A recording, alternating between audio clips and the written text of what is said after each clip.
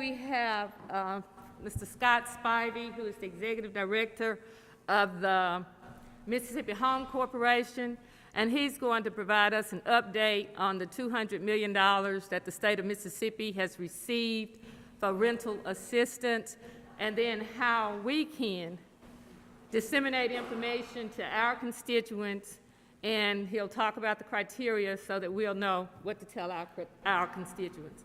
Mr. Spivey.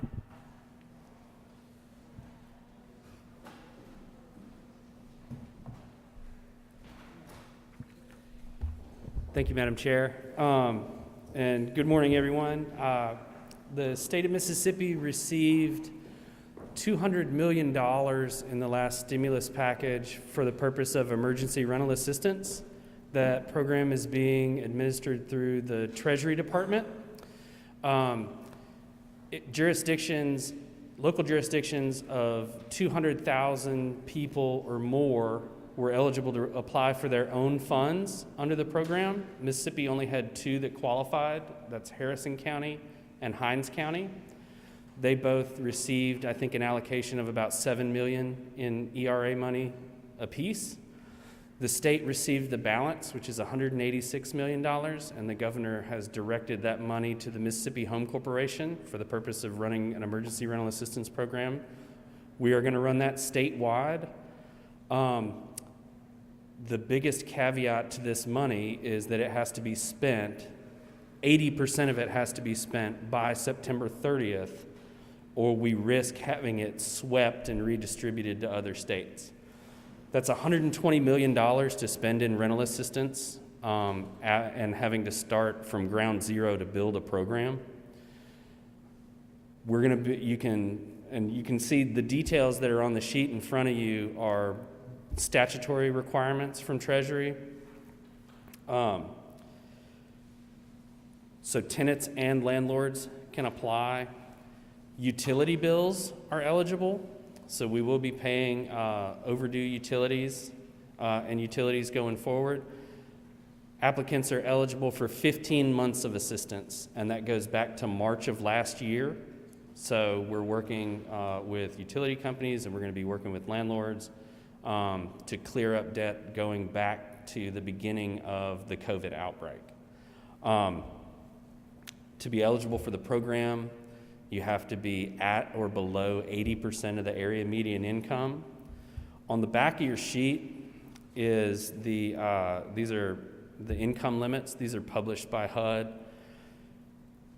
There's a lot of limits, and I didn't want to throw too many in here. So what we have, the 1 and the 8 is, persons in the household. So that's, you've got the range from the minimum to the maximum, right? And depending on the numbers in the household, and we're going to have that built into the software. It's going to be an online application.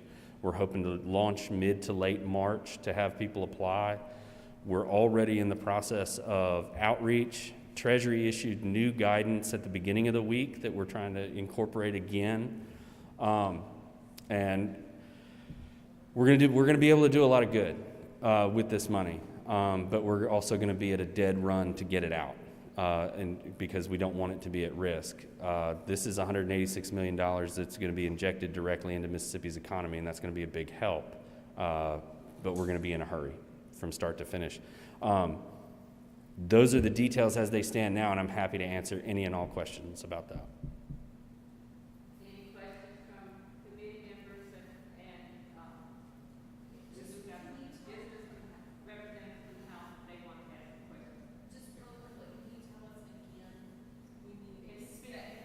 the sorry. Can you tell us again when you expect to have applications ready on the website? So right now, Senator Boyd, that's a great question. We're working with a technology provider right now. It's anywhere between March 15th and March 30th is when we're hoping to go live with the website. But at the bottom of your page, there is a website, ms-ramp.com. We have a waiting list already, and and it is over 3,000 people have already signed up to receive notification when we launch the program. We want as many people to get on that list as possible, We're going to be doing some outreach to everybody on that list and say, look, we need you to go ahead and get a copy of your last pay stub. We need you to get a copy of your lease. You know, all the documents that are going to be required to apply for the program. We want them to get all that stuff as quickly as possible. So we're already building that waiting list, and then, like I said, between March 15th and 30th, we'll be able to flip the switch and go live.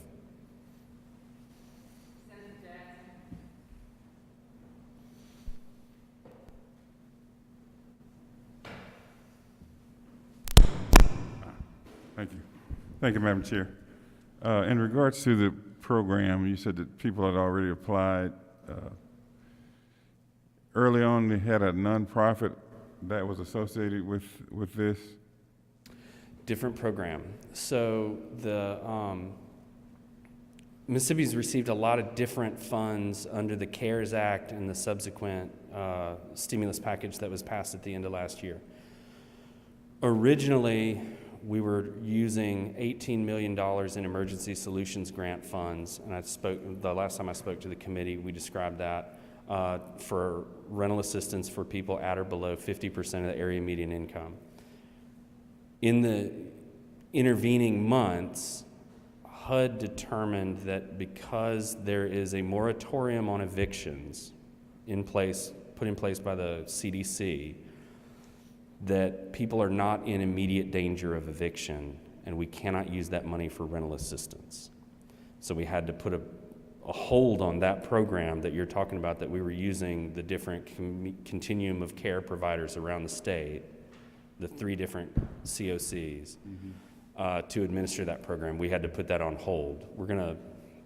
Those are still valuable funds, and they can still be used to prevent homelessness, for rapid rehousing. They can be used for wraparound homeless services and things like that, but we're having to repurpose it because we can't use it for the purpose that we had originally intended, which is to help people pay rent who have been out of work. But this money we're going to have to use that for, and we're just going to do an online application and run this statewide ourselves. Okay, thank you. Any other questions of the members? Representative Scott?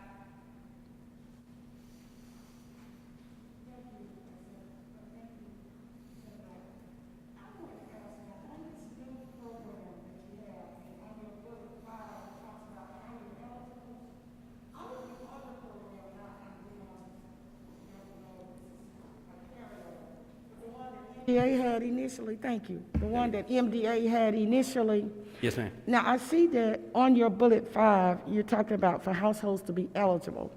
Did you all, Mississippi Home Corporation, give any consideration to if people have already been on this program until December, they're still, you know, even though y'all say they're not at risk of eviction, but their situation as it relates to their financial hardship has not changed.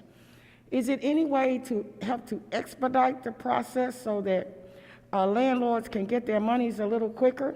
That if there is a document that a person can just attest to, then that they could just go on from there, and then the landlord, because they do have to sign that everything is true, and they could go from that information that MDA has already said is good information. That's a great question. Thank you. The requirements are the requirements of the Department of the Treasury. And if we had hoped that they would allow attestations to work in lieu of documentation, and that's not what Treasury wants to see as part of the program. So that's part of the Treasury guidance, that we're going to have to collect the information. Now, hopefully, we will be able to fast track it. There are several things that we're going to take. So for example, if you're eligible for unemployment assistance, if you're eligible for SNAP benefits, all these things require documentation of income. So that eligibility, we're hoping to not reinvent the wheel and take that in lieu of, I don't need you to collect 6 months of pay stubs. You already qualify for these programs. You've demonstrated it. We want to use that instead, but we have to have some sort of documentation. But that is a concern of ours, because time is the enemy with this program. And time is the enemy really for the beneficiaries, right? For the landlords and the tenants, they need to have that debt wiped out. And with this September 30th, kind of, that sounds very far away, but that's not. It's very soon. So we are going to try to fast track wherever we can. Any other questions? Senator Butler? Yes. Good morning, sir. Good morning, Senator. Now, let me understand this again. How does this apply to the tenant? The amount, are there forms that the tenant would have to fill out?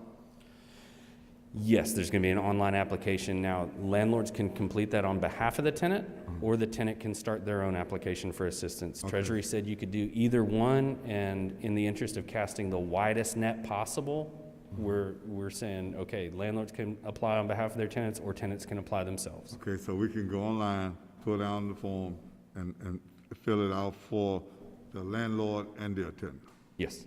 Okay. Yes, sir. Another thing too, are there any benefits in there for families that may have acquired loans through financial agencies and they're foreclosing on them because they are not able to pay? Are there any funds in there to help them to get from under that umbrella? There's not. The ERA program is only authorized to pay rent, and it's authorized to pay utilities, and the only utilities that are qualified are those that are under the Public Service Commission. So, water, sewer, gas, power are the three that qualify. No assistance that I know of as far as foreclosure relief or any other financial instruments people may have used. Do you know of any other agency that's out there that help in foreclosure situations for individuals that has been misused by the system? I don't. I do know in conversations we've had with our national agency, the National Council of State Housing Agencies, that mortgage assistance is being considered in the next stimulus package. They're using the hardest hit fund as a basis for that, and that would be mortgage assistance to prevent foreclosure. That'll be what, sir? What's That'll that? be what? That'll be what now?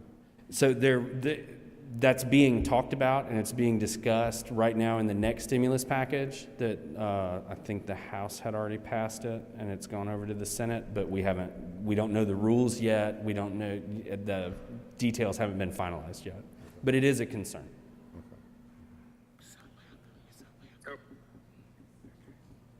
Senator Horn first, and Senator Thomas, and then Senator Witherspoon. Let me write. I'm not a member of this committee, but Scott, I have a couple of questions. One is you have out for public comment the ESG funds, the 18 million. Right. My observation of the traditional use of those funds is that they Band-Aid things and don't really solve homelessness for a lot of folks. They maintain and service folks through the maintenance of support, but you don't get people off the streets ultimately. As you all go through this, are you contemplating changing that or changing the focus of that money through your regulations where permanent housing might be supported versus transitional housing and the provision of other services like transportation, job training, maybe physical and mental health support and those sorts of things? We are. It's a great question, a great observation.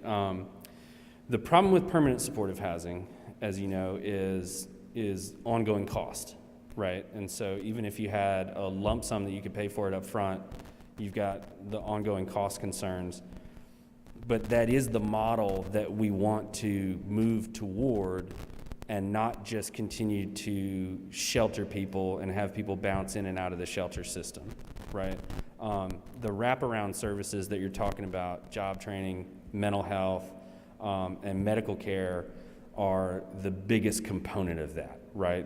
Those are the services that will change outcomes. And I think the way that we're looking at that 18 million, because we can't use it for rental assistance, that's absolutely what we're considering doing, because it is for the homeless. It is, you know, and it does serve a purpose as far as people who are homeless and getting them sheltered quickly. But the only way to change outcomes is through the wraparound services that you're talking about. That's absolutely what we have front of mind. Now, are you contemplating doing pilot projects with this regard, or are you going to just see what the marketplace sends you?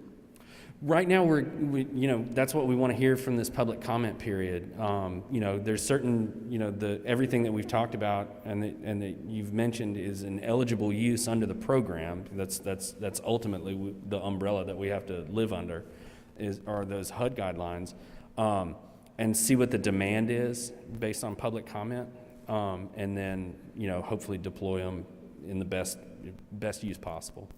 Thank you. And on BEP, what is the status of the blight elimination program at this point? Close out. So you close it out and you transfer the money that was left into rental assistance? Mortgage assistance, that's correct. Okay. Thank you, Madam Chair. Senator Thomas.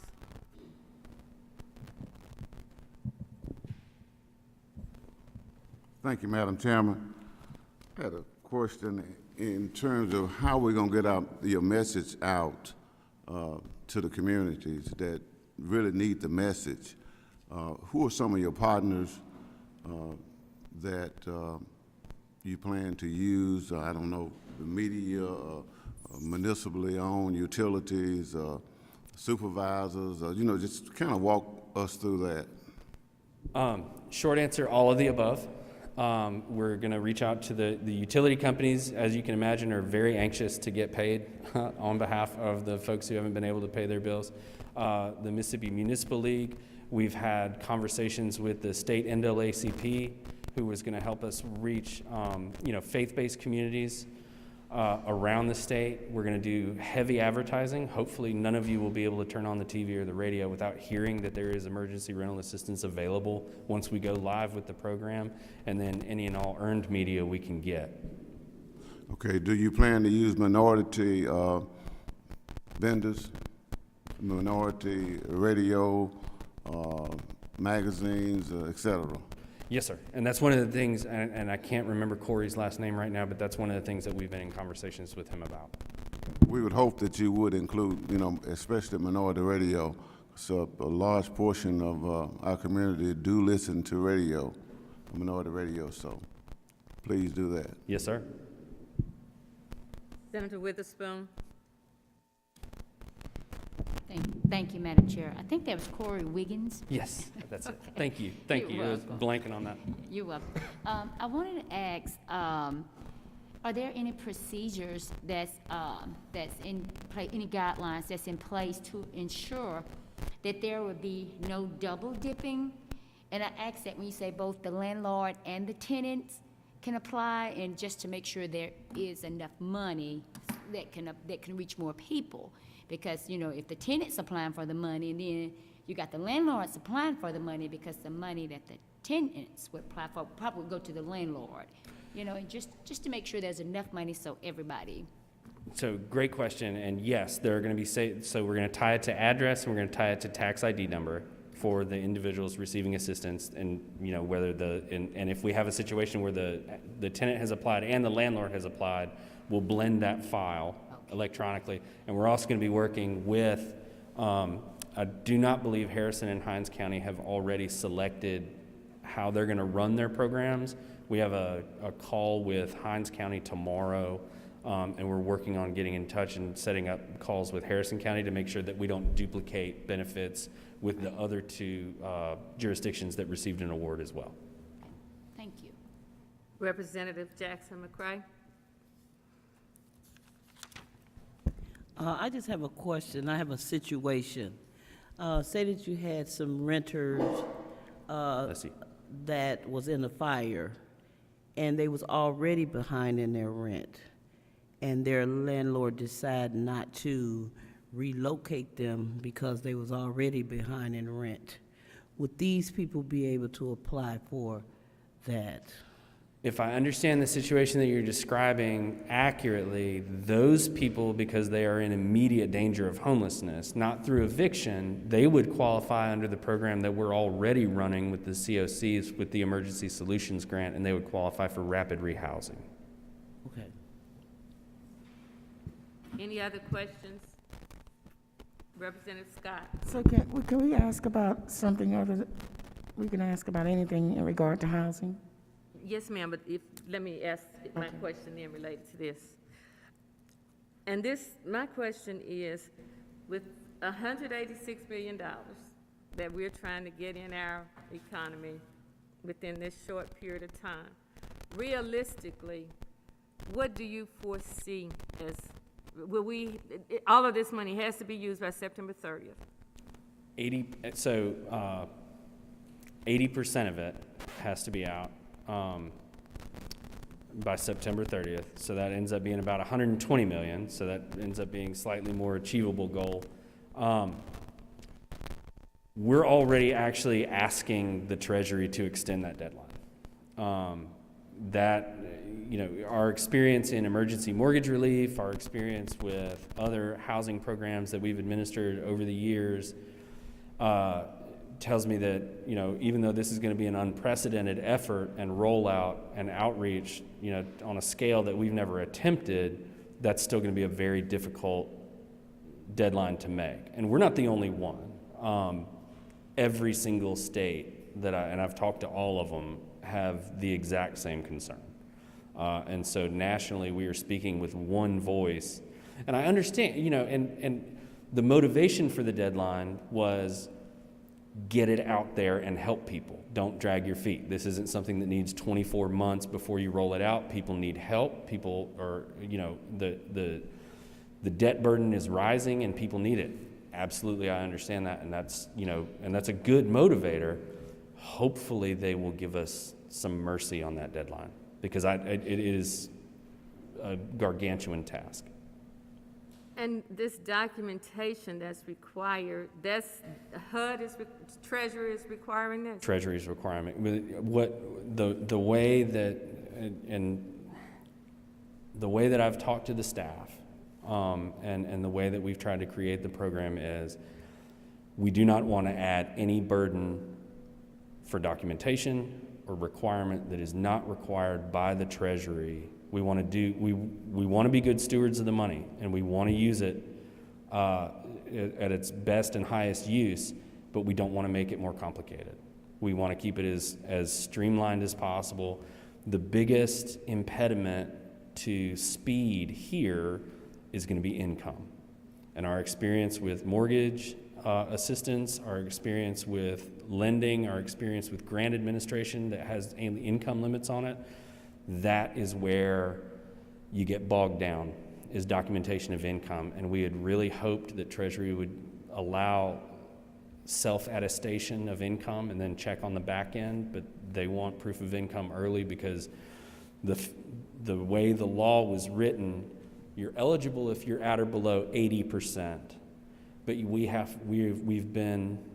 mandated to prioritize 50% or below, right? So, and that's one of the things that we're having to try to figure out. Prioritize is a really easy word to write, but it's a really hard word to implement. Does that mean you take 75% of the caseworkers and put them on 50% AMI applications and 25% are on the 50 to 80, or how do you 2 over here for every 1 over here? Like, we have to be we're going to have to be able to demonstrate on the back end how we did that, and that's where it's going to slow down a little bit, but we're up to the challenge.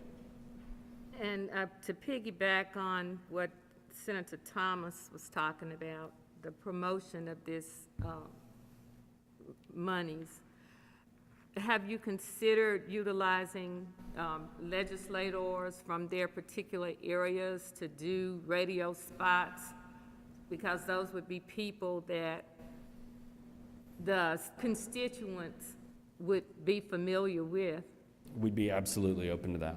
We're going to need all the help we can get to get the message out. And that's one of the reasons I appreciate you inviting me here today to talk about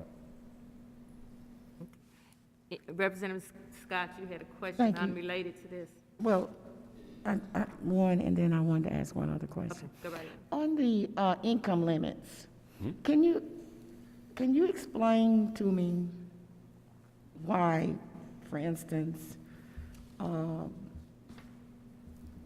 of these counties have a higher income threshold than others?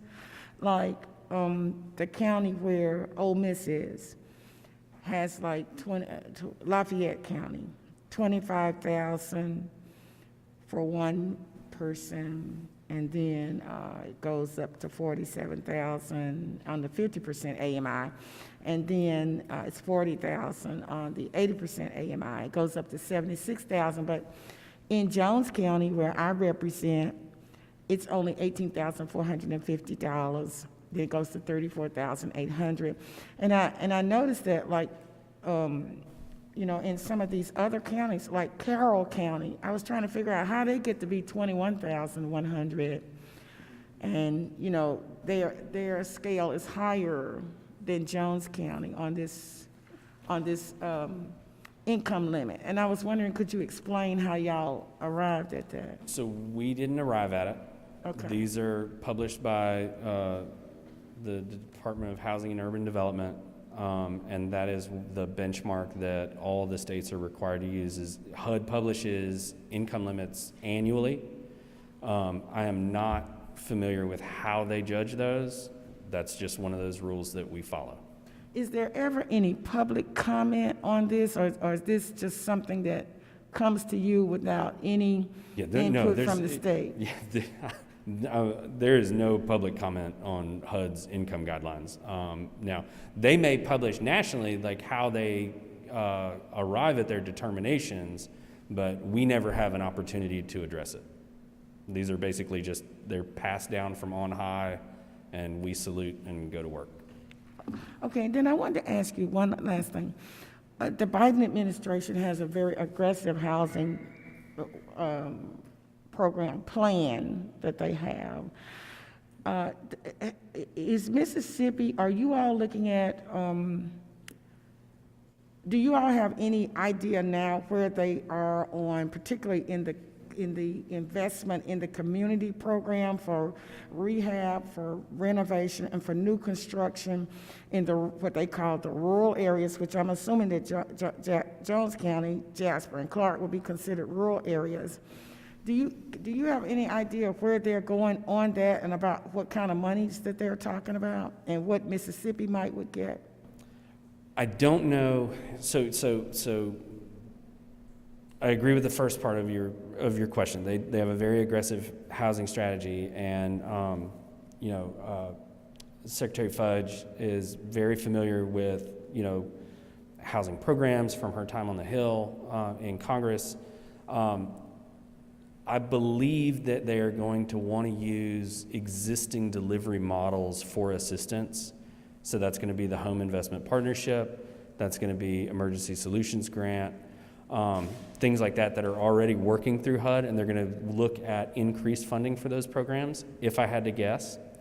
One of the things that we've been talking about with the National Council of State Housing Agencies is the need for additional local community investment and partnerships. I think that, especially in rural areas, CDFIs are going to be the key moving forward for the unbanked and for micro mortgages, right? Mortgages that are under $75,000, which is what we see, especially in a lot of very rural areas. The regular larger banks aren't interested in mortgages of that size. They don't securitize them and sell them off the way that they do your average mortgages. So we're actually working with the Lincoln Institute on attracting more investment, whether that's through Community Reinvestment Act changes, and whether that's through private foundations like the Heron Foundation. to come into those areas. And it's going to have to be on a small scale to begin with, right? It's going to have to be communities and neighborhoods one at a time, in kind of, to borrow what Senator Horn's language, in kind of pilot programs to prove the concept. But we are aware of the need, and we're trying to address it, and every tool in the toolbox is going to have to be used going forward. And so I guess my last question then to you is, if we know, well, for those of us that when we walk in our neighborhoods and we see how dilapidated they are, and I understand you're saying from the HUD's perspective, they think that their program is working, but I think from our perspective, we don't think that their program is really working. And so Yes, ma'am. we're looking for a little bit of change, so that even if you're talking on small, in small projects, when I was out walking in my district the other day, down in an area called Kingston, it was 50 houses that needed rehabilitation and renovation. I guess my question to you is that these tax credits that big developers get, they want to build, what they want to build. But in order for us to rebuild communities and rebuild pride in communities, these communities have to be restored because they have their own history and they have their own pride. And these new things that's, it does not give that community of interest. It doesn't really build, I think, the commitment that, these other communities, and you go back through the generations, had. So I just hope that Mississippi, because they generally will give us a little bit of leeway, that you would allow for us to have some comment with you so that we don't just use the regular things, because the regular things are not working so good, so wonderfully, like in our areas. So I agree, and the problem that you're pointing to right now is one of resources, right? We use, for rehabilitation, there are two different kind of pots of money that we have available to us. One is the low-income housing tax credit. The other is the Home Investment Partnership Grant. One's run by Treasury, one's run by HUD. Because the low-income housing tax credit is the largest creator and rehabilitator of affordable housing nationwide, and has been for the past 30 years since rural development and HUD pulled out of production and they got into lending, right? Those agencies are less about sticks and bricks now, and they're more about lending and rental assistance. The low-income housing tax credit is what motivates developers to either construct or rehabilitate. And we're being pulled in two different directions. At a rate of 2 to 1, we fund rehabilitation over new construction. So we already show double the preference to rehabilitating structures around the state. And especially the other thing that we've done is we've created a set aside for small development, right? Because every one of your jurisdictions, every one of your districts has small, old RD or HUD properties that are anywhere from 8 to 24 to 36 units, right? You're not talking hundreds like large apartment complexes, but they're small. And so we created a small credit set aside where, so they don't have to compete with those big boys that you're talking about. But at the same time, there are areas of the state that are growing. And you have, especially when you have the hospitality workers coming into, certain cities, and their, wage stagnation is killing them. They can't afford market rate rent. And so we have to kind of do both. And then on the home grant, it's the same thing, right? We have a portion of that set aside for homeowner rehabilitation. Those tend to be elderly families. They own their home. They cannot afford maintenance. They're on a fixed income. And a lot of them can't afford insurance either. But home is also a very valuable program as a gap funder for other deals that need to be done, because Mississippi's rents are so low because they're based on median income. that it's hard to do the rehabilitation. I mean, just the materials alone are expensive, and then you've got labor issues and everything else on top of it. So in answer to your question, I would say we're absolutely aware of the need for rehabilitation in communities, and people want to stay where they live. I never want to be in the business of telling Mississippians they need to move somewhere else, right? That's not my agency's job, that's not the government's job, is to tell people where to live. We want to be able to rebuild communities, but it's a matter of resources and just competing demands on that limited pool. Hopefully we'll get more, and we'll be able to do more good with it. Senator Norwood, then Senator Horn, and then we're going to wrap this up. I apologize if you've already answered this, but who are the sub-grantees? None. No, we're administering this program. This is not done in partnership. Okay, and that's probably going to be a problem. I mean, if there's going to be a problem, because you're not reaching the individuals, the moms and the pops. I mean, that's the people that's walking the street. They're not going to know anything about Municipal Home Corps. They're not going to know how to access it. Have you all thought about or talked about, or is it in the guidelines where you can partner with organizations that have these relationships with the folks that's already behind with the rent they're going to them to pay?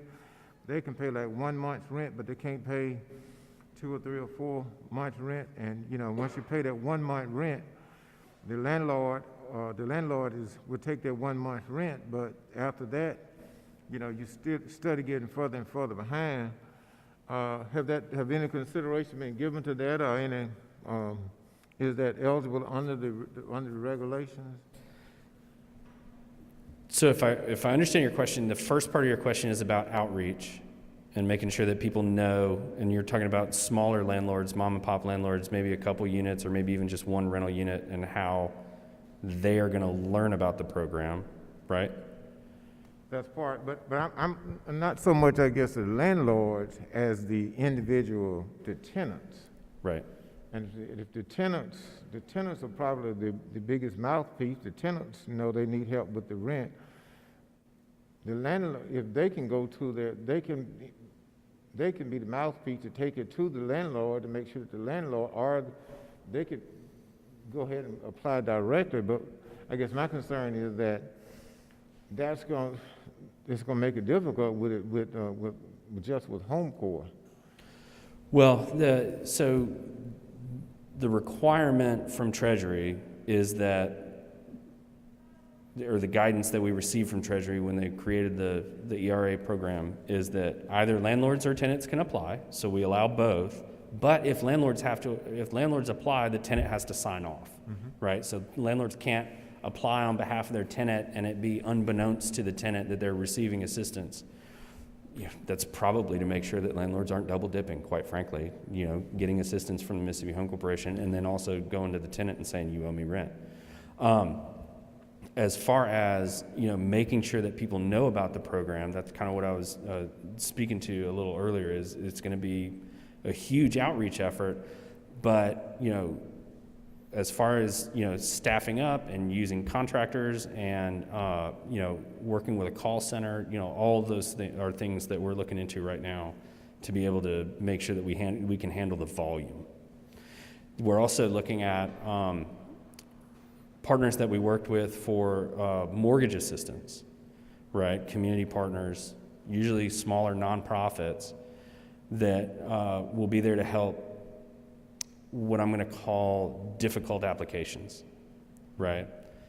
Some people are going to be able to just walk straight through the process. They're going to have everything. They're going to easily be able to demonstrate they qualify for income. They're going to be able to get a hold of their lease. They're going to be able to get a hold of all their utility bills. Everything's going to be in the same person's name, for example. No problem. Sail right through, get 15 months of assistance, pay it all the way back to March of 2020, and then forward from there whenever their hardship kind of occurred, whenever they lost their job.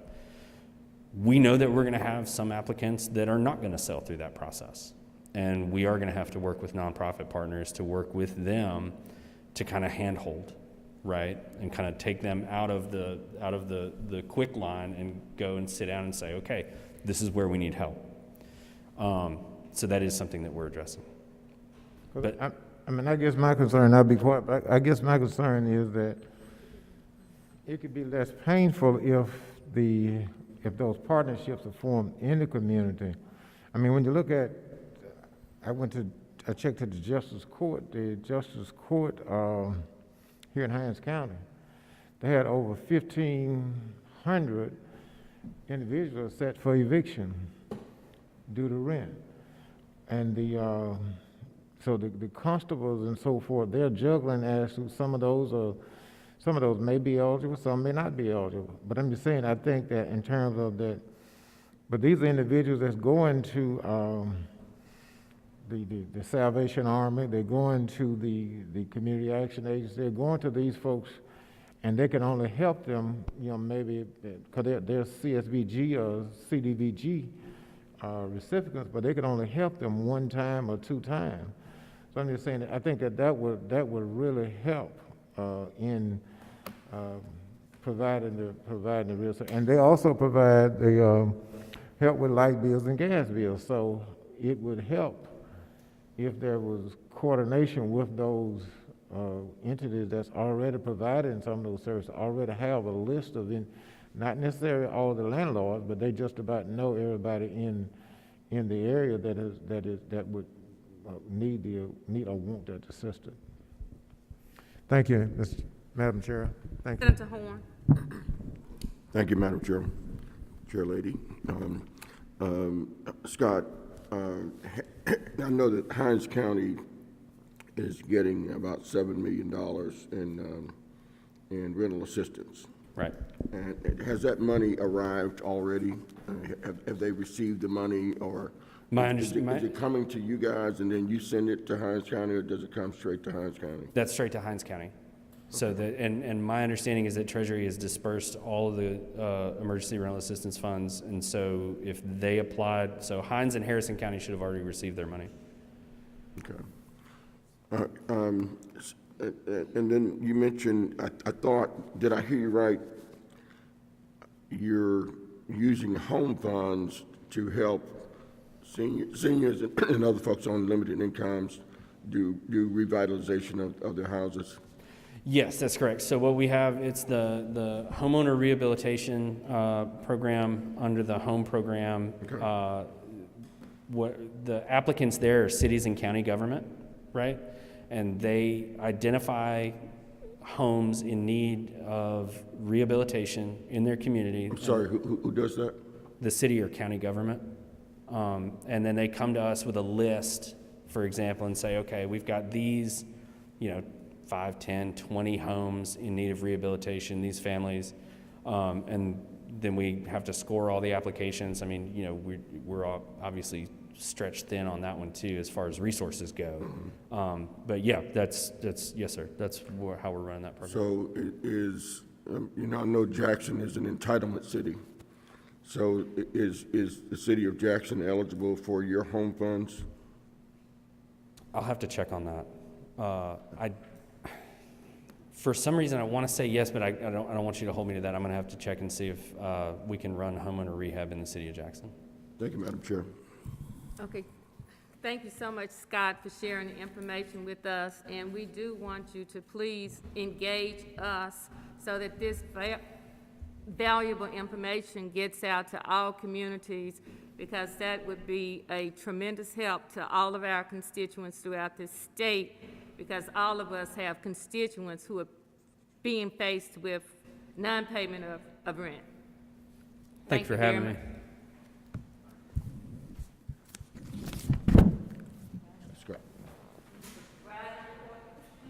Can we get his information, Senator Blackman? Can we, for those of us that do not have his information?